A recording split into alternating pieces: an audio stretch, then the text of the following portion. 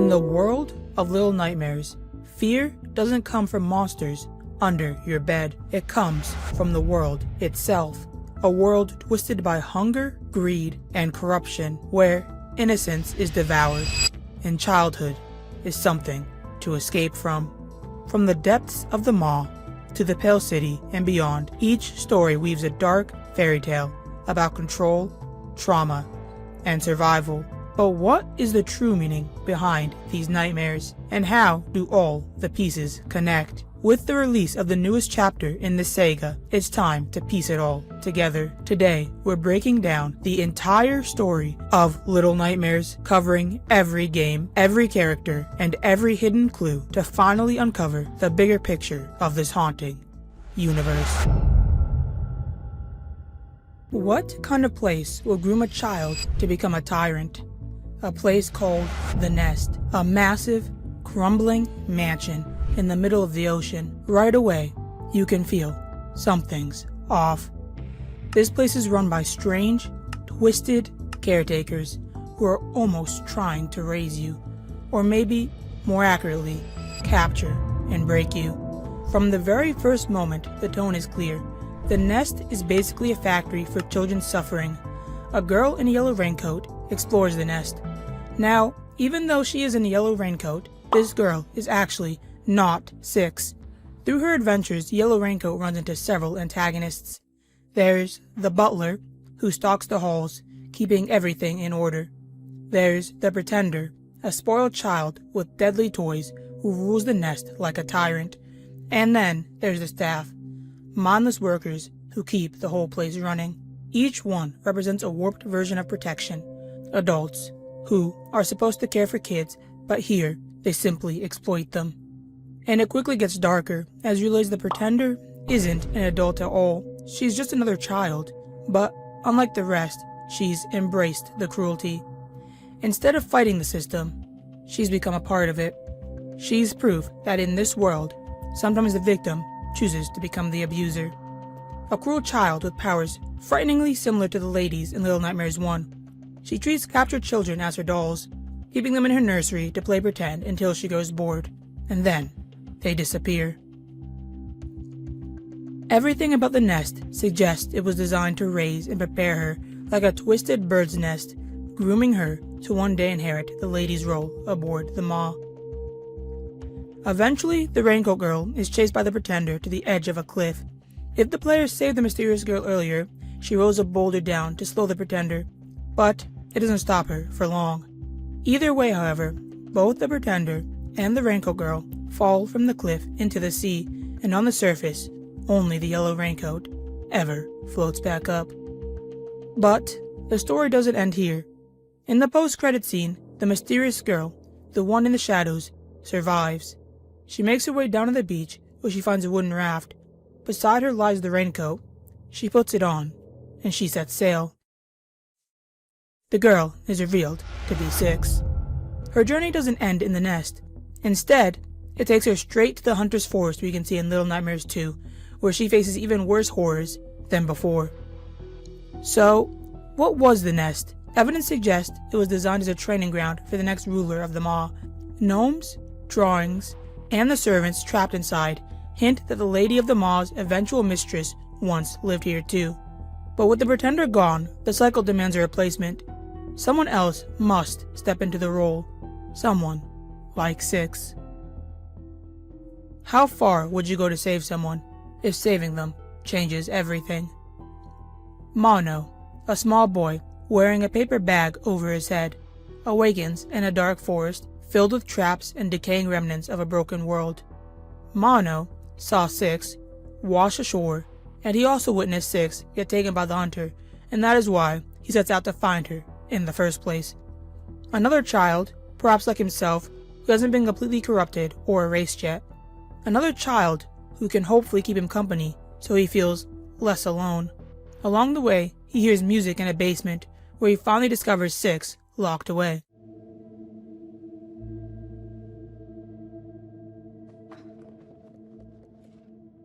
After rescuing her, the two travel together, forming a fragile bond of trust as they attempt to flee from her captor, the Hunter, a grotesque man who wears a mask and stalks the woods with his shotgun, shooting and taxidermying literally any animal he can find. Looking closer, you can see in his kitchen he has also taxidermied people, potentially even his own family. He has a single eye hole, which he uses to see. As we continue the story, you'll notice that the vast majority of antagonists wear masks, and this is most likely due to the signal tower, which seems to distort the face of any adult in the vicinity. This can be even more proven by the broken mirrors on his property, signaling he hates how he looks. Mono and Six finally manage to shoot the hunter with his own spare gun and eventually make their way into the Pale City, a place drenched in static where a mysterious broadcast signal from a tall radio tower warps both the world and its people. One of the most unsettling figures we encounter is the teacher. At first, she seems ordinary enough, a strict woman running a classroom full of children. But very quickly, her disturbing nature is revealed. The teacher's body is stretched and unnatural, her neck extending inhumanely long to hunt for disobedient students. She represents more than just a scary monster. She embodies the darker side of education: control, conformity, and the pressure to obey without question. Her classroom is filled with porcelain children, stiff and fragile, like dolls rather than real kids. This tells us something deeper. She's not teaching, she's conditioning. Her lessons are about stripping away individuality and replacing it with blind obedience.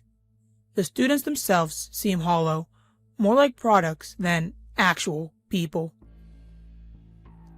By defeating the teacher, Mono and Six aren't just escaping a monster, they're breaking away from a system designed to erase who they are. The teacher is symbolic of what it means to grow up in a world that wants to mold you into something you are not. The bullies Mono and Six fight symbolize peer cruelty and childhood violence. Their porcelain heads connect them to the lady's mask, suggesting they are victims of unnatural modification. They turn play into torture, echoing corrupted innocence, most likely greatly influenced by the signal tower, bringing out their worst. During this segment in the game, Six gets kidnapped by the bullies, and Mono is forced to save her. After, however, we see her in a fit of rage, violently attacking and choking out one of the bullies, and we are left there to stare at her in silence, showing that perhaps, just like the other monsters here, Six might not be stable after all. The next antagonist Mono and Six stumble upon is the Doctor, one of the most grotesque figures in Little Nightmares 2, bloated and pale, with swollen lips and jagged blackened teeth. He scuttles across the ceilings of the hospital like a spider. His appearance alone is unsettling, but it's his work that makes him truly terrifying. The Doctor specializes in creating skin masks and grotesque coverings for those who can afford them. We even see hints that masks worn by characters like the janitor, the chefs, and even the guests aboard the mall may have been crafted by his hands. Beyond that, he experiments on the unfortunate citizens of the Pale City, reshaping them into the twitching, mindless patients that roam the hospital halls. One chilling detail is that when Mono pulls a patient off life support, the Doctor panics, not out of compassion, but because he fears the failure of his experiment. To him, life isn't sacred, it's just material to be molded. There is also speculation that the Doctor's patients came to him for cosmetic work, perhaps hoping to fix their appearance after the signal tower distorted and destroyed their faces. Instead of doing this, however, he began mutilating them further and using light to freeze them in place. As Mono and Six sneak through the hospital, the Doctor relentlessly hunts them, able to rip beds and tables away with ease. Eventually, he chases them into the incinerator, where the children turn his obsession into his downfall, trapping him inside and burning him alive. The Doctor represents the horrors of medicine and authority gone wrong. He takes the role of a healer and twists it, turning his patients into playthings for experimentation. Mono and Six survive, locking the Doctor in a furnace and lighting it. However, you don't actually have to light this furnace when fleeing. If you choose not to, you can simply leave him there and gain an achievement titled, "It's Crueler to Let Him Live." As Mono and Six leave the Doctor behind them, they encounter almost something worse. The viewers. Once ordinary townsfolk, now reduced to hollow husks. Their obsession with the signal tower's endless broadcasts has stripped away their humanity, eroding their bodies until nothing remains but their clothing. They sit glued to their TV screens, hypnotized, their life force being drained away. When their bodies finally collapse, the tower itself claims them, showing that these people are nothing more than vessels for its corruption. Mono and Six's run-ins with these creatures show just how dangerous they are if they catch you. The tower channels directly through them to sap your energy. One of the most intense moments comes when Mono disrupts their broadcast, sparking a relentless chase through a shop filled with screens. But this raises a haunting question. Who collects the bodies of the drained? The answer is clear. The Thin Man. Thin Man is the tower's servant, stretched and lifeless, dressed in a crumpled suit and top hat. He's the one tasked with gathering fresh souls to fuel the signal tower's transmission, bending the very fabric of reality with his powers. His first appearance is unforgettable. Mono opens a door inside a TV hallway, accidentally unleashing Thin Man back into the city. From there, he hunts Six and Mono relentlessly, eventually capturing Six for the third time this game and forcing Mono to go after to save his friend yet again. Their final showdown takes place in the rain-soaked streets. It reveals Mono's hidden power. He too can bend space and time. By removing his paper bag mask, Mono unleashes his true abilities, defeating Thin Man once and for all. Mono risks his life yet again, saving Six from her prison inside the signal tower. Reality twists into impossible shapes, a nightmare made of flesh, static, and memories. The two make their way toward freedom, but as they leap across a collapsing bridge, Six reaches out her hand, and Mono catches it, like they've done time and time again.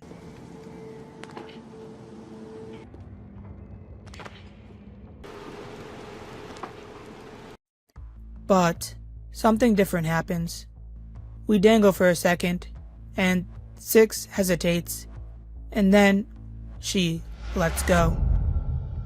Mono falls, betrayed as Six escapes, marking this as one of the top 5 betrayals of all time.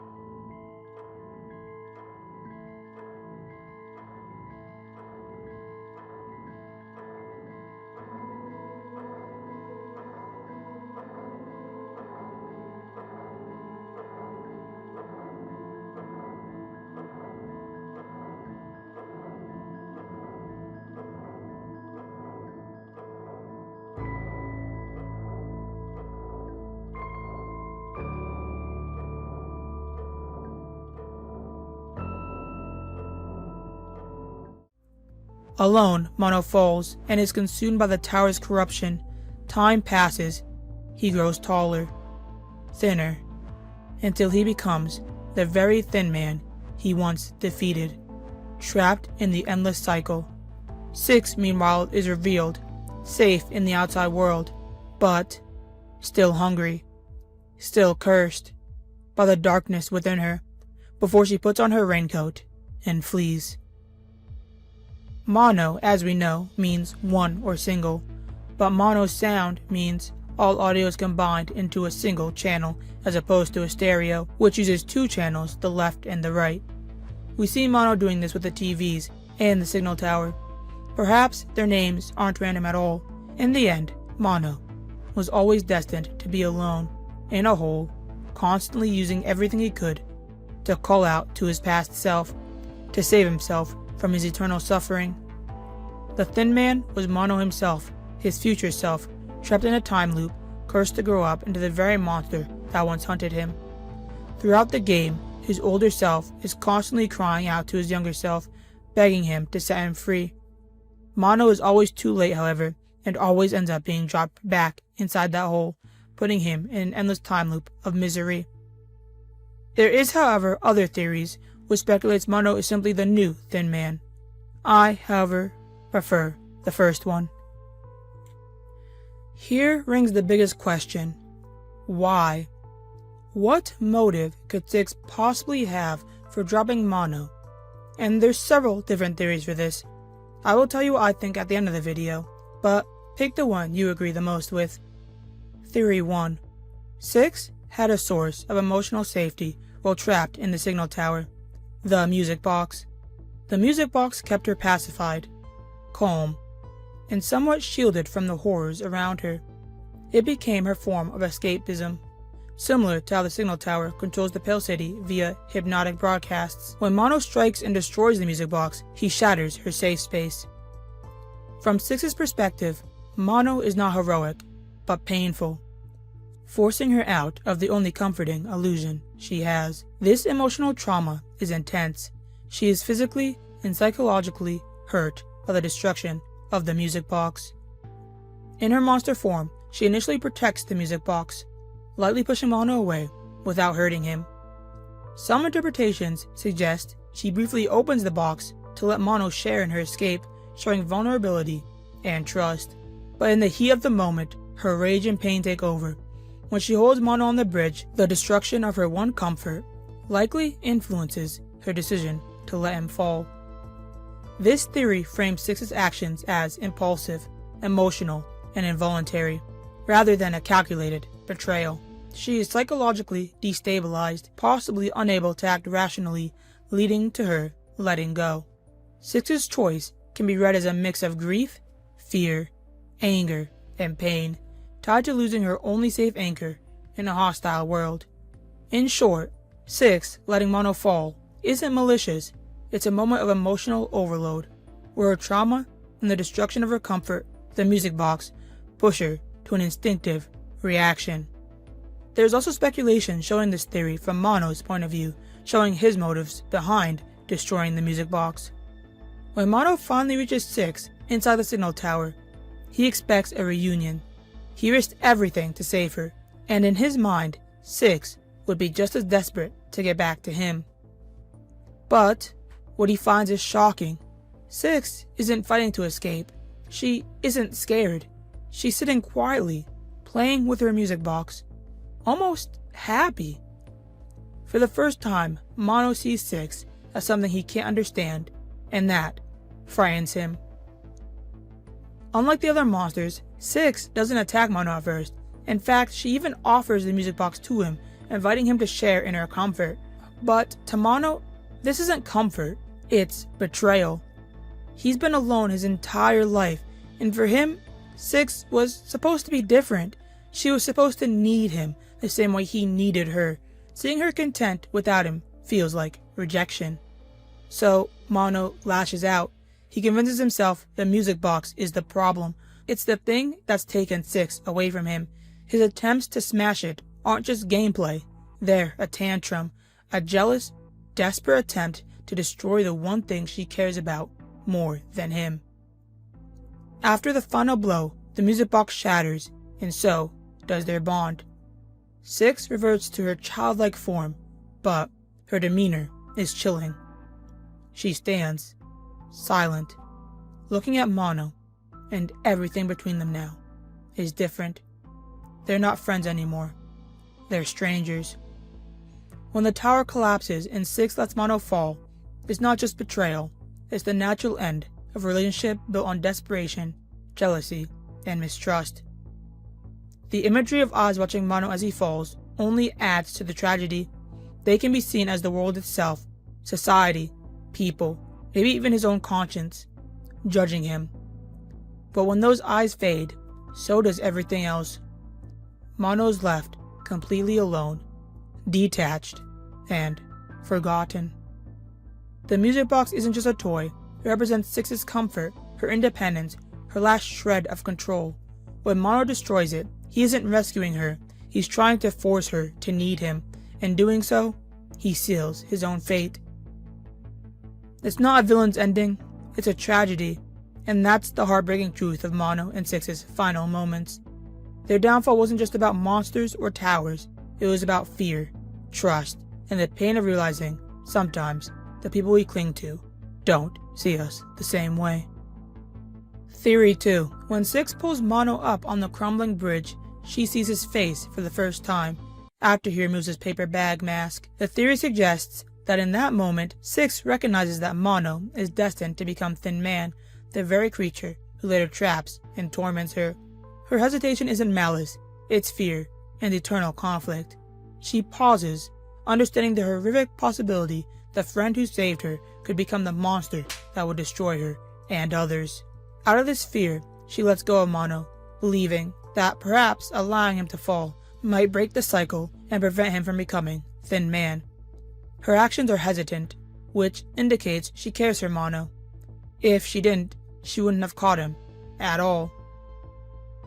Ironically, by letting Mono fall, Six directly sets the events in motion that allow him to survive, be consumed by the signal tower, and eventually become the Thin Man. This creates a classic time loop scenario.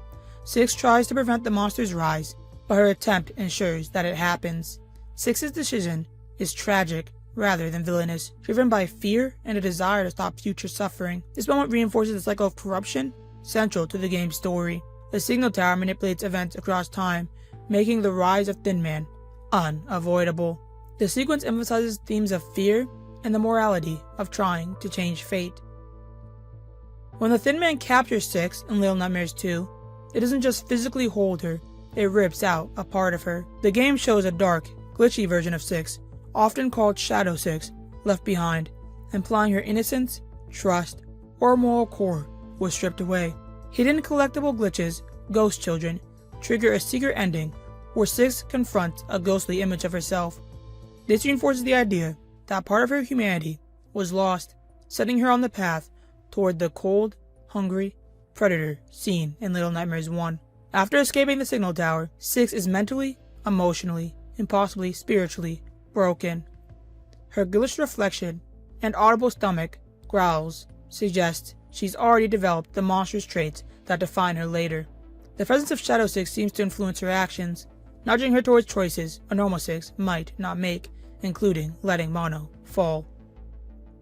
On the crumbling bridge, Six isn't merely reacting to fear or foresight, she's a changed girl, partially driven by the influence of Shadow Six and the trauma of the tower. Her empathy and loyalty may have been diminished, making letting Mono go feel like a survival-driven decision, rather than a deliberate betrayal. In short, this theory frames Six's choice as the result of trauma and transformation. The girl who once trusted and cared for Mono no longer fully exists. Shadow Six and the loss of innocence push her to act in ways that seem cruel, but are a product of psychological and spiritual erosion. And finally, we have the fourth theory, one rooted in betrayal. Six has been hurt before. She's already lost friends in the past, and when the Thin Man captured her, Mono didn't come to the rescue right away. He hid. To Six, the hesitation might have felt like abandonment, yet another friend turning their back on her when she needed them the most. By the time Mono reaches her, it may already be too late. The seed of doubt has been planted. To Six, his actions may have confirmed a painful pattern. No one can be trusted, and when trust is gone, survival is all that remains. There's also the unsettling possibility that Six sensed something inside Mono, a hidden power that scared her. Maybe she didn't understand it, or maybe she was jealous of it. Either way, fear and envy can twist into something dangerous. Perhaps she didn't want competition. Some believe that in that moment on the ledge, Six wasn't just letting go, she was choosing to kill him. Perhaps she thought that by ending Mono, she could take his power for herself, or simply destroy what terrified her. And then there's the darkest interpretation of all. What if Six believed that letting go of Mono was mercy? That she was putting an end to the nightmare before it grew even worse? In her mind, this act might not have been betrayal, but resolution. This theory paints Six as someone shaped by betrayal, fear, and jealousy. Whether she acted out of pain, self-preservation, or cold calculation, the result was the same. Mono fell, and Six walked away, harder, lonelier, and more broken than ever. So, what do you think? Was Six scared? Was she jealous? Or was she simply ending the story the only way she knew how? What happens when survival forces you to become the very thing you once feared? A massive iron vessel drifting somewhere out at sea. The Maw looks like a cruise ship, a place of relaxation, but it's anything but luxurious. It's a prison, a slaughterhouse, and worse, a feeding ground. Six is small, fragile, and nameless to the monsters around her. The yellow raincoat she wears is her only shield against the nightmare. She isn't armed with weapons, only her wits, and her will to survive. But right from the beginning, something more sinister than the Maw itself follows her. Hunger. The first thing Six feels since betraying Mono isn't fear, it's starvation. Hunger that isn't just physical, it's symbolic. In Little Nightmares, hunger represents corruption, temptation, and the slow loss of innocence. As the days go on, Six finds it harder and nearly impossible to control. At first, she satisfies it in harmless ways, taking food from cages, eating scraps thrown by strangers. But with each new wave of hunger, the food becomes darker and more questionable. She eats a rat. And then she eats a gnome. The very gnome trying to help. The Maw doesn't just feed on children, it transforms them into something worse. Predators themselves. So, what is the Maw? On the surface, it's a floating restaurant. Guests from all over the world arrive to gorge themselves on endless buffets. The chefs cook, the staff prepare, the lady oversees everything. And children like Six? Well, they're the meat. The Maw is a cycle of consumption. The weak are eaten, the strong grow fatter, and nothing ever changes. But Six's journey is about breaking that cycle, even if it means becoming just as monstrous as the ones she's running from. Six's first enemy is the janitor, a blind, long-armed creature who patrols the Maw's lower levels. His job is to wrap up children, stuff them into cages, and send them up to be butchered, seasoned, and then eaten. The janitor is terrifying because of his obsession. He can't see, but he can smell and hear everything.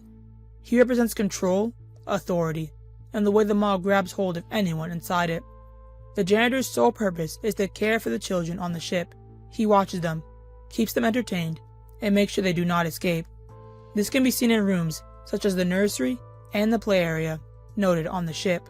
When it is time, however, the janitor takes the children and wraps them, where he then places them on hooks to be taken to the twin chefs, where they will never be seen again. When Six finally defeats him, it's not through strength, but through cunning. She severs his arms in a crushing door. The symbolism is clear. The grip of authority has been broken, but only for her. The Maw shows no signs of stopping. After the janitor, Six finds herself in the Maw's kitchen, home to the grotesque twin chefs. Their faces are hidden behind loose, sagging masks, their bodies bloated and swollen. They exist only to prepare endless food for the guests above and supply their never-ending hunger. The twin chefs take the children that the janitor sends up and prepares them to be served to the ravenous guests. The chefs embody gluttony not just in eating, but in living. They cook, they hoard, they feast on anything they can find. Six navigates their domain like a mouse sneaking through a pantry, They are the middlemen in the cycle, just workers mindlessly feeding the system. Their defeat isn't as direct as the janitors, but escaping them is just as symbolic. 6 slips through the cracks, too small and too clever for them to consume. Then come the true horrors of them all, the guests themselves. As 6 climbs a chain on the boat, she notices them. For the first time, they arrive, dressed in fine clothes, masked and waddling onto the ship like royalty. But once inside, they become something entirely different. They eat with their hands, rip food apart, and gorge until their bodies collapse under their own weight. The maw feeds them, but they never stop. They are bottomless pits of desire, driven not by need, but by want, and their hunger extends beyond food. When they see 6, they chase her, trying to devour her whole. To them, she's simply another child to be eaten. This is the moment the hunger motive shifts. Until now, 6 has only been the victim, but running from the guests, watching their endless need, she realizes hunger is a weapon, one she'll soon use herself. At the top of the maw, 6 meets the lady, the ruler of this nightmare. Unlike the others, she is calm, graceful, and controlled. She wears a mask to hide her face, enforcing everyone who enters the ship to wear one as well, and avoids mirrors at all costs. The lady is power. She is restraint. Where the guests lose themselves in indulgence, the lady starves herself, controlling her hunger, so it controls others. She represents the highest point of the maw's hierarchy, the one who feeds without ever being fed on. The lady allows the guests to board her ship and to feast to their heart's content. In exchange, however, she steals something from them: their souls. She feasts on them beyond the scenes, using their essence to keep her young forever, making her immortal. When the lady captures small children lurking around, she uses her powers, sucking their souls out of them, which turns them into the gnomes we see roaming the ship, making the fact that 6 ate one even more sinister. There is also theory and speculation that the lady is actually related to 6, seeing as they have similar powers. Perhaps her mother, who kept her on the lower level of the ship to keep her safe. This is just speculation, however. Finally, 6 confronts the lady, in a battle unlike any other, using the very thing that the lady avoids: her reflection. 6 turns the mirror against her, and the lady collapses, defeated. But what comes next is the darkest twist of all. The hunger strikes again, but this time, 6 doesn't reach for scraps, or a rat, or even a living helper. She consumes the lady herself, devouring her essence and absorbing her powers.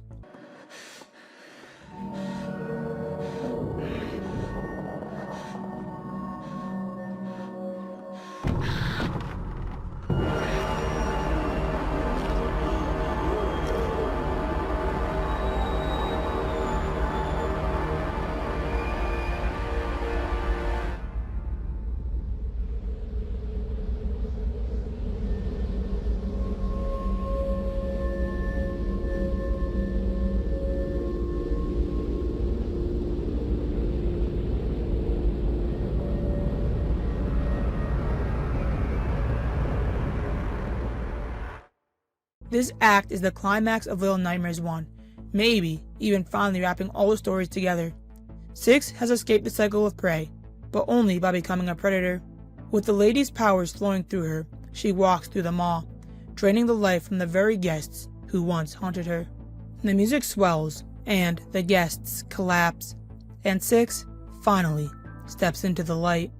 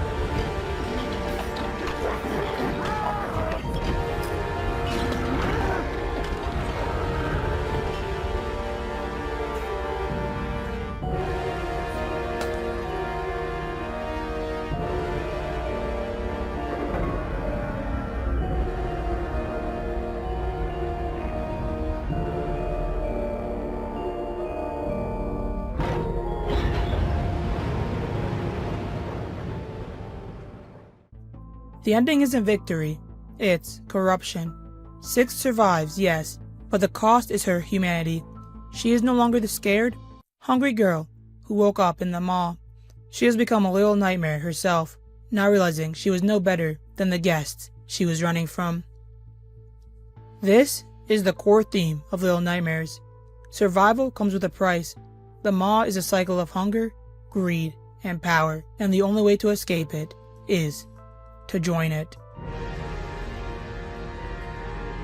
The number 6 is often tied to imperfection, or being one short of 7, since 7 is traditionally seen as the perfect or divine number. 6 can represent something flawed, incomplete, or human. This fits 6's character. She's vulnerable, struggling, not perfect, and her journey is all about survival in a broken, grotesque world. In Christianity, 666 is the number of the beast. While 6 doesn't embody evil, her darker choices, like the infamous final hunger moments, show how survival can corrupt innocence. Her name might foreshadow that moral grayness. 6 could also symbolize mankind's struggle with temptation, hunger, and corruption. By naming her just a number, it suggests she's one of many, maybe just another child victim in a cycle that strips her of her real name, making her feel more like an experiment, a statistic, or a product of the cruel world she's trapped in.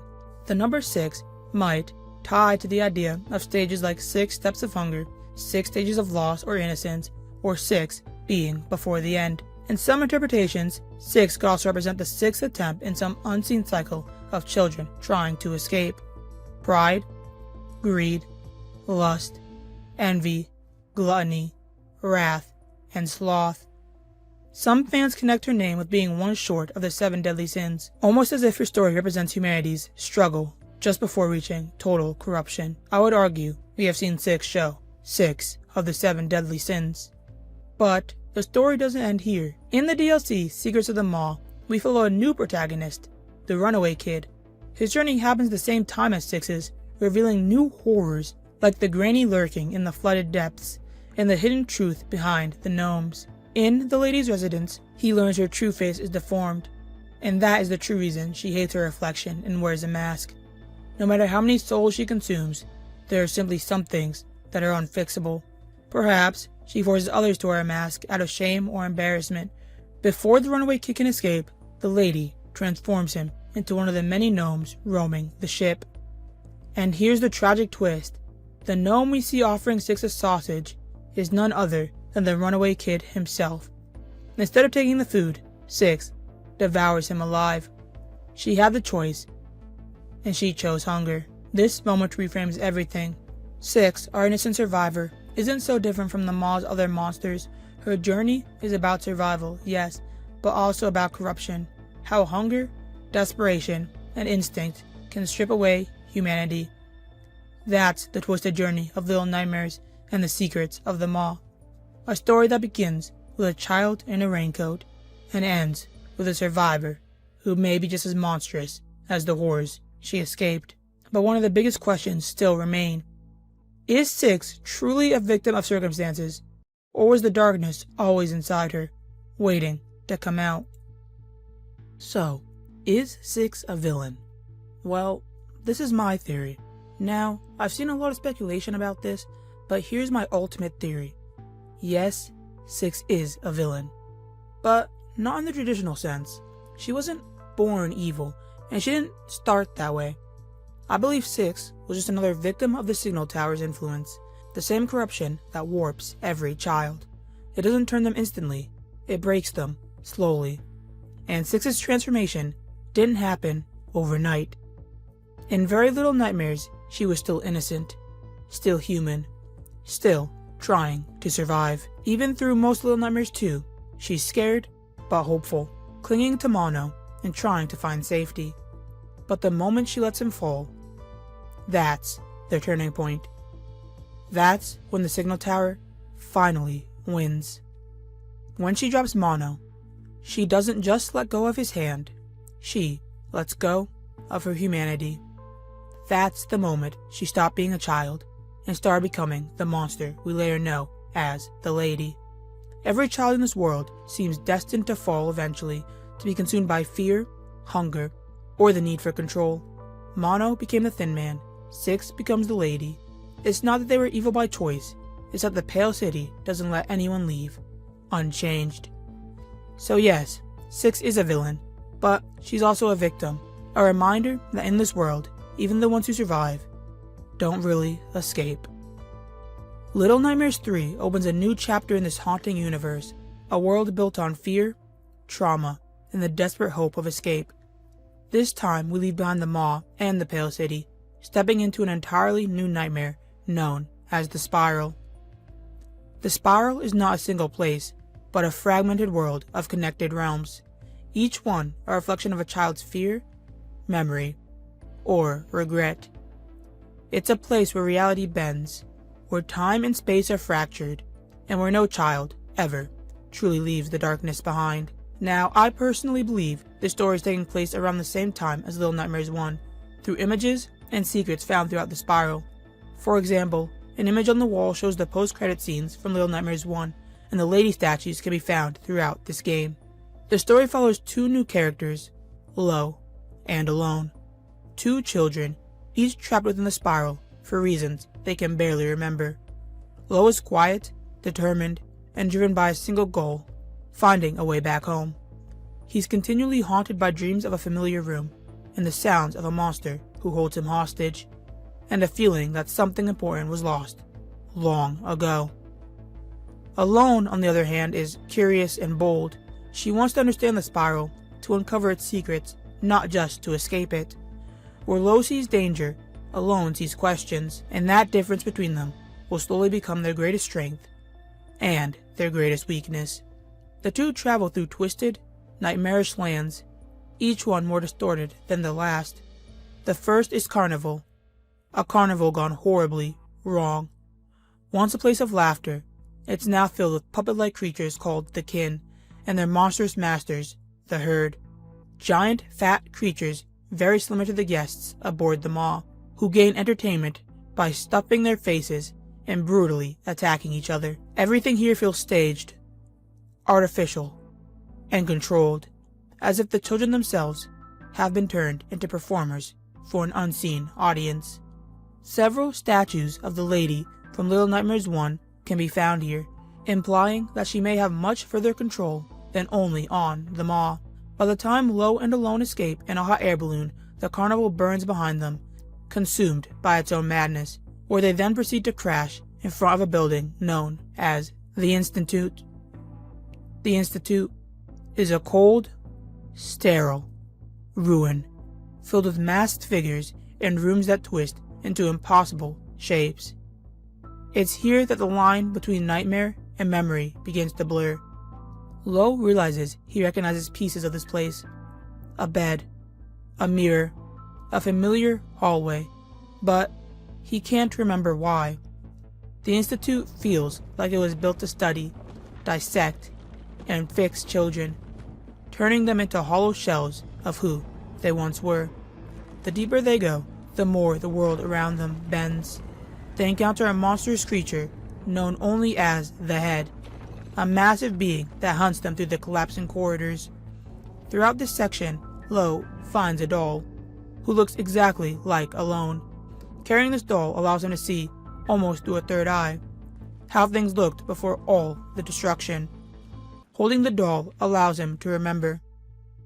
Lo and Alone run away from the Head, and they find a mirror, where Lo hurriedly tries to pull Alone in with him, before she refuses. They argue about it, but Alone refuses to step into the mirror.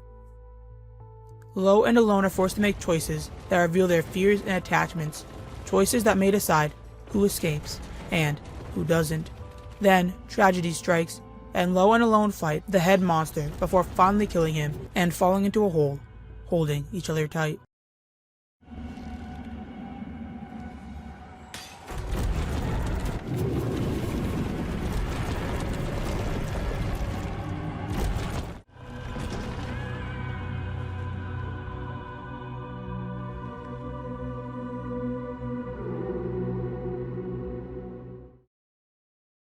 Lo finds another mirror. Rushing towards it, he forces Alone in before an unseen force kicks her out. Lo, in horror, is forced to watch as Alone disappears and evaporates in front of him as he teleports to a whole different reality. He finds himself alone once more, standing in the ruins of what might have been his own mind.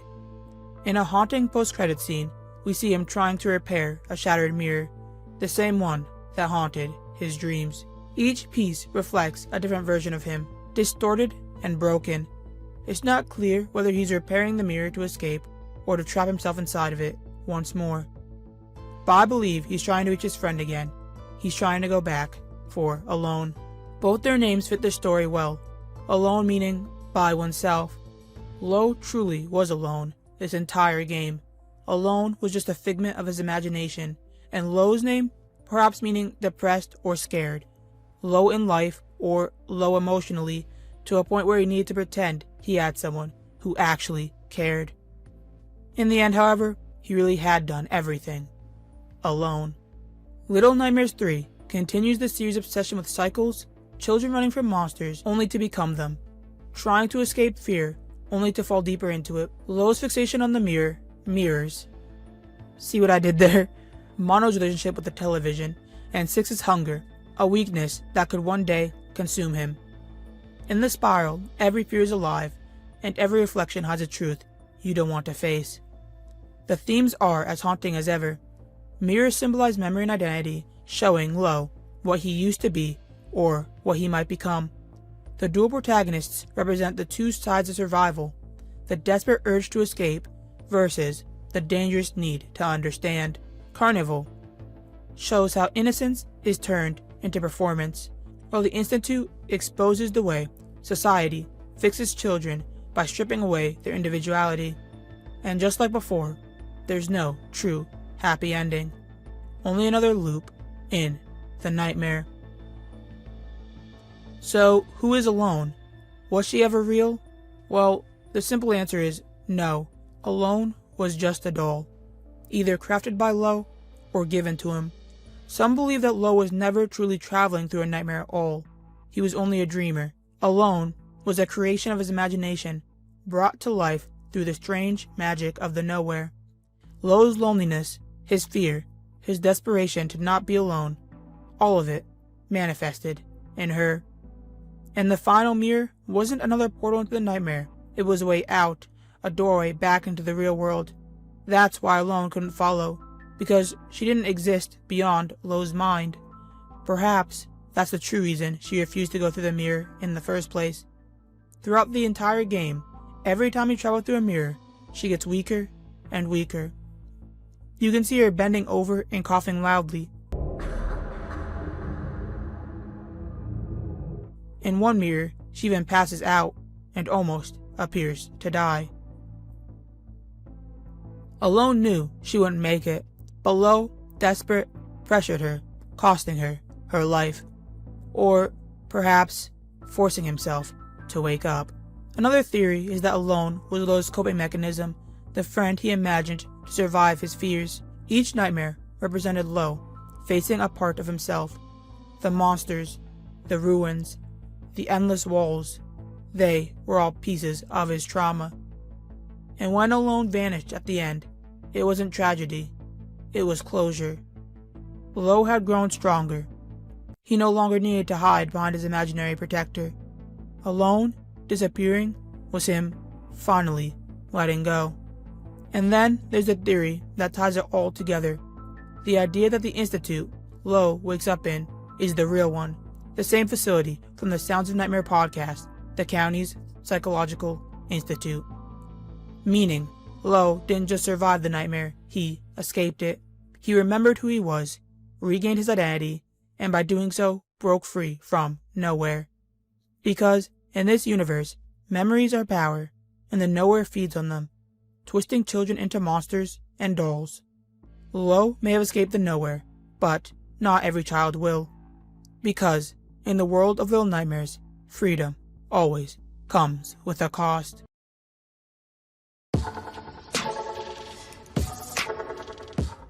So, here's the ultimate Little Nightmares theory. Children are all taken for the cruel amusement of the adults. Their fear feeds the nowhere. Their suffering shapes its monsters. most of them die. Others twist and transform, becoming part of the nightmare itself. But a select few, Mono, Six, Alone, and Low, they adapt. They gain strange abilities, fragments of the realm's power, and use them to fight back, to try and escape. Yet even they are trapped in an endless cycle of becoming what they fear most. Mono becomes the Thin Man, Six becomes the Lady, and Alone fades away, lost to imagination. Only one child ever truly breaks free, Low. Through the mirrors and his own memory, he faces his fears and remembers who he is. In a world where nightmares feed on forgotten souls, Low is the only one who ever wakes up. Very Little Nightmares shows the cycle beginning, with a nameless girl falling victim to the same hunger and corruption that once consumed the Lady. Little Nightmares 2 reveals how Mono's obsession and control turns him into the Thin Man, trapped forever in his own nightmare, while Six's fear slowly erodes her humanity. Little Nightmares 1 brings that tragedy full circle, showing Six embracing the very darkness that she once ran from, feeding on others to survive. And now Little Nightmares 3 pulls back the curtain, revealing that all these nightmares are connected through the nowhere, a dreamscape born from broken minds. Each child trapped inside isn't just a victim of a monster. They're fragments of trauma, pieces of a real child who were studied, forgotten, or abandoned in the real world. The Spiral, the Maw, the Pale City, they're all reflections of the same place, the human psyche, twisted by fear. The Lady, the Thin Man, even the monsters of the Institute aren't separate beings at all. They're what happens when fear consumes memory, when a child forgets who they were, because, in this universe, remembering is the only way to escape. When Low looks into the mirror, when Mono stares into the television, when Six feeds to survive, they're all doing the same thing, trying to hold on to a sense of self in a world built to erase it.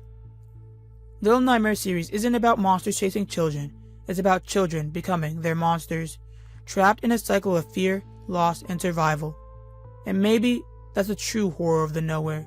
Not that it's unreal, but that it's part of us we can never truly wake from. This seems to be the happiest ending Little Nightmares will ever give us. Little Nightmares is about the way fear, hunger, and betrayal change us. Every child who enters this world carries a piece of innocence, and every one of them loses it. That's the true horror of Little Nightmares. The monsters were children, once too. They're reflections of us, our gluttony, our cruelty, and our need to escape. Little Nightmares only asks one thing. When you stare into the dark, what part of yourself do you see staring back?